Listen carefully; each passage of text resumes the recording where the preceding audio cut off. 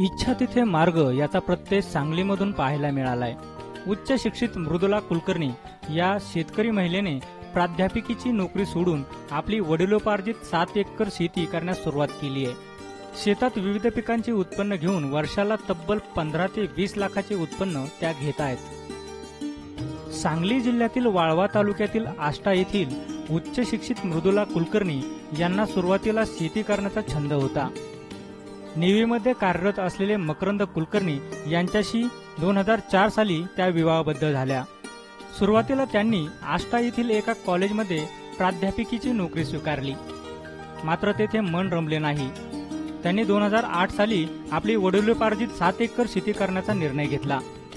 मी 2004 साली माझं लग्न झालं मकरंद कुलकर्णींची। Makarand Kulkarni merchant navy officer आहेत, ते बाहेर असतात। लग्नानंतर मी पण त्यांच्याबरोबर इंग्लंडला 1 वर्ष गेले होते। त्याच्यानंतर मग आम्ही इथं आलो आणि मग मकरंद पुन्हा बोटीवरती गेले। मग काय करायचं, शिक्षणाचा उपयोग म्हणून मी कॉलेजवरतीच येथे एका खासगी शिकवायचं काम करत होते।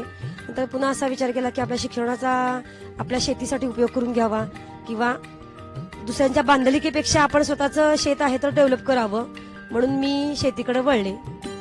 सुरुवातीला त्यांनी पारंपरिक शेती करण्यास सुरुवात केली आणि 2008 मध्ये त्यांनी 2 एकर मध्ये केळी पिकाची लागवड केली। त्यात त्यांना यशही आले। याच केळी लागवडीतून खोडवा निडवा लागवड पद्धतीतून मोठ्या प्रमाणात उत्पन्नही त्यांनी घेतले। 2008 पासून आम्ही शेती बघायला लागलो। पहिल्यांदा इथं ऊस होता, ऊसानंतर मग थोडंसं डेव्हलपमेंट म्हणून केळी लावली। 2 एकर पहिल्यांदा केळी करून बघितली, केळीमध्ये प्रयोग यशस्वी झाला। केळीचा प्रयोग यशस्वी झाल्यावर पूर्ण 7 एकर प्लॉट पूर्ण 7 एकर केळी लावली। 7 एकर केळीमध्ये पण जो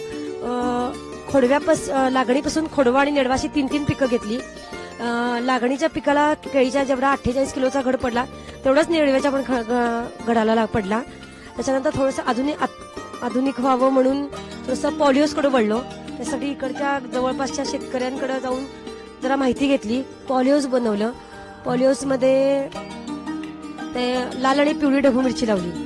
लाल आणि पिवळी ढबू मिरची एक 22 टन पर्यंत झाली आणि ढबू मिरची 1 वर्षामध्ये पॉलिओस मी नील केलं। कलिंगडाच्या मागणीचा विचार करून मल्चिंग पेपरच्या साह्याने 2 एकर मध्ये कलिंगडाचे भरघोस उत्पन्नही मृदुला कुलकर्णी यांनी घेतले। त्याच मल्चिंग पेपरचा वापर करीत 2 एकरवर झेंडू फुलाचे उत्पन्नही त्यांनी घेतले। त्याचबरोबर त्यांनी 2.25 एकर हळद, 1 एकर कोबी आणि 1 एकर फ्लॉवर अशा पालेभाज्याचीही लागवड केली। दररोज 4 महिलांना शेतामध्ये काम करण्याची संधी देऊन त्यांचा उदरनिर्वाह भागवण्यासाठी मदतीचा हात देत त्यांचा आर्थिक स्तर उंचावण्याचा प्रयत्न कुलकर्णी यांनी केला आहे। रमजान स्पेशलसाठी सीझन नसताना कलिंगड लावली। कलिंगडाला पण चांगला दर मिळाला। मल्चिंग शिल्लक होतं म्हणून आता त्या मल्चिंग वरतीच झेंडू 2 एकर केलाय, एक पिवळा आणि केशरी। 2 एकर मध्ये ऊस लावायचा आता विचार आहे। त्याच्या अगोदर ऊसावाला वेळ होता म्हणून कोबी आणि फ्लावर 2 एकर केला आहे आणि आता तो सध्या आष्टा लोकल मार्केट आणि कोल्हापूर मार्केटला चालू आहे। मृदुला कुलकर्णी या उच्च शिक्षित असल्याने त्यांना शेतीतले काय कळणार, एक महिला 7 एकर शेती कशी करणार, अशा बऱ्याच टीका त्यांच्यावर झाल्या। परंतु या टीकेला न घाबरता त्यांनी जिद्द आणि इच्छाशक्तीच्या जोरावर आपले कुटुंब सांभाळत वर्षाकाठी 15 ते 20 लाखाचे उत्पन्न घेत हम भी किसी से कम नाही हे दाखवून दिलंय। पूर्वी गावची लोक म्हणत होती काय शेती करते वगैरे असं वाटत होतं त्यांना, पण आता शेती जे डेव्हलपमेंट आणि जे काय ऍक्च्युली जे प्रोग्रेस बघून सगळ्यांनाच खूप चांगलं वाटतंय आणि खूप लांबून लोक येऊन बघून जातात। महिलांसाठी एकच संदेश आहे की स्वतःच्या शिक्षणाचा आपल्या संसारासाठी पण उपयोग करून घ्या आणि नुसतंच घर चूल मूल न करता शिक्षणाचा बाहेर जाऊन उपयोग होतो असं न उपयोग करता आपण घरची जर शेती असेल किंवा शेतीसाठी सुद्धा चांगला उपयोग होऊ शकतो। योगेश चौगुलेसह bureau report, SBN Maharashtra, Sangli.